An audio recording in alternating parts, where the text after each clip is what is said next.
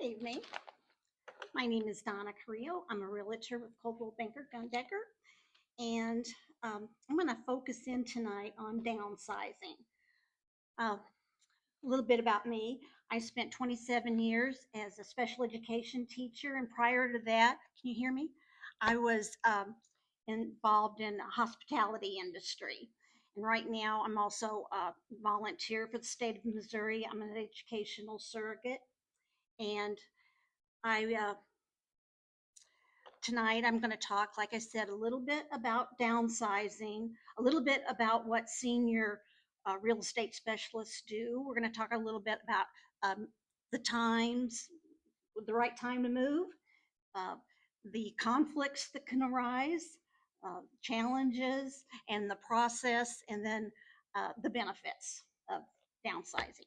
I always say right sizing because it's not always about a smaller home. And when I'm talking about downsizing, I'm also talking about not just a smaller home square footage, I'm talking about senior living also, the senior community. So here we go. But before I start, I'd like to introduce you to my mama. My beautiful mama is 102 right now, and that picture is 101, though. I've got to be honest. and in let's see, just 3 months, she's going to be 103. So, really proud of my mom. She's my why. She's my why when I talk about wanting to help seniors. She spent 4 years in the nursing home. She didn't have to go there until she was like 97. And my dad was in a nursing home for 4 years. So I'm really familiar with the senior uh, crowd. I'm a senior, of course, too, and I've been a senior a long time. I don't know why I have more gray hair than my mom. Can't explain that. But she's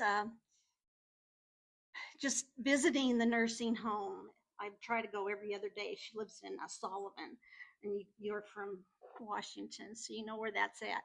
And I love talking to the seniors, hearing their stories and laughing with them. It's just something I'm very passionate about.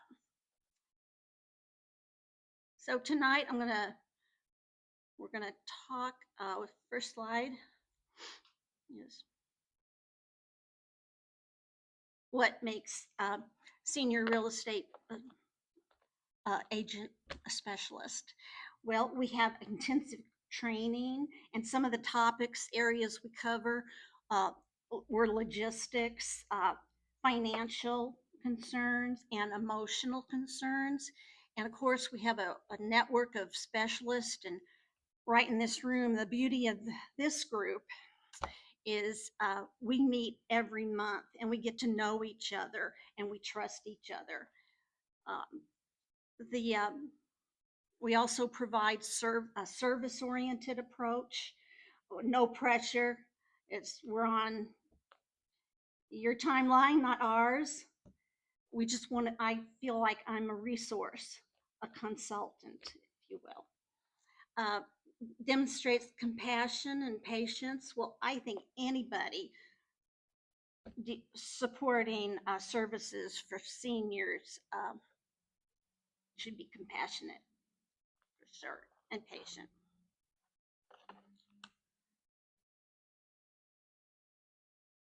Is it time to make a move? When's the best time to make a move? Anybody know? Yeah, you got it. Before you need to, before there's a crisis, that's when the best time to move is. Or if your house, if you're, noticing you don't even use some of the rooms in your house. Like we have one of those rooms. Oh, wait a minute. We do use it. We use it once a year for 3 hours. Christmas, we open presents in the great room, but we're heating and cooling that room all year. And the yard and all the reoccurring maintenance, the seasonal kind of maintenance that really adds up. So, deteriorating health is another reason sometimes to make the move. Uh, I always think of mobility and safety.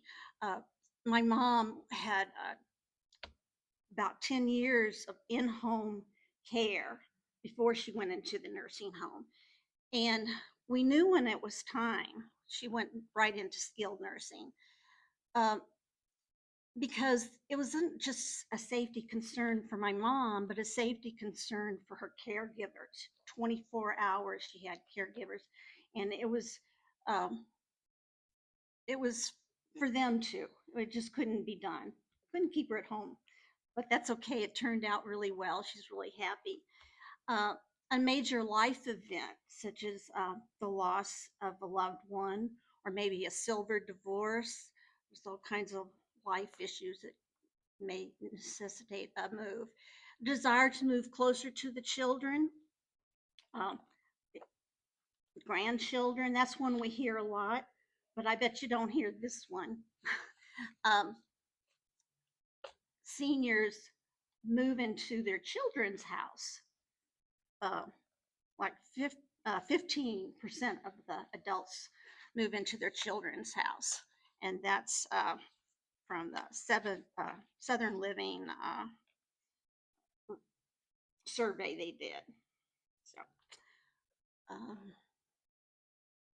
see, and ready just for a lifestyle change. It doesn't have to be a square foot. It just means your activity level. You want maybe a country cottage, or maybe you want to be in an area where you can walk to the restaurants, the libraries, across the street from the church. You've got all kinds of reasons to want to change your lifestyle.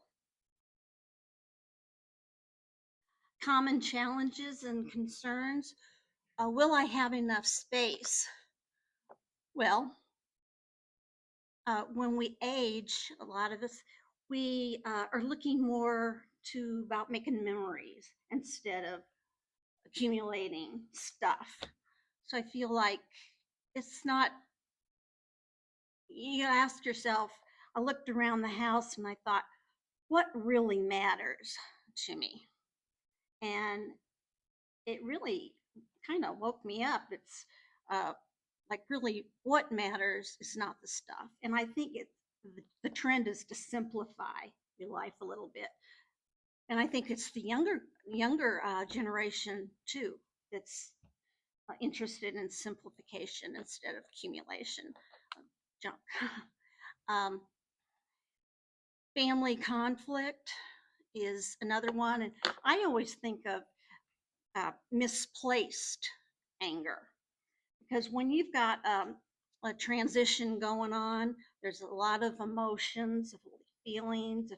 If your your kids are involved in your uh, move, it could be just not, they're not mad at you, or they just are mad at the situation.